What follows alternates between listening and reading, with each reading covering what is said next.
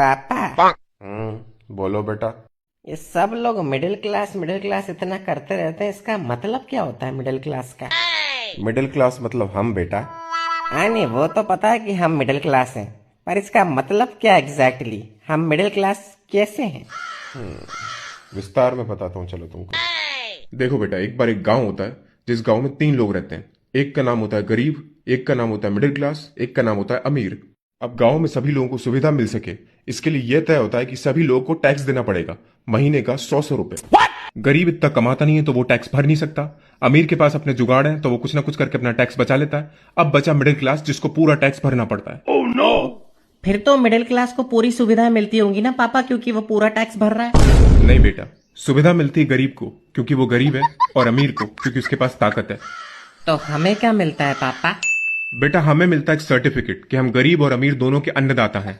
हमारे टैक्स के पैसों से गरीब के घर में राशन पानी भिजवा देती है सरकार, और हम जो लोन के ऊपर बैंक को इंटरेस्ट का पैसा देते हैं, वही पैसा बैंक किसी अमीर आदमी को देता है ताकि वो अमीर आदमी इस देश को छोड़कर भाग जाए। तो इन शॉर्ट बेटा, हम इस देश के सुपर हीरो हैं। अन्नदाता हैं हम गरीबों और अमीरों के। मिडिल क्लास बहुत बड़ा सुपर हीरो। समझ गया पापा।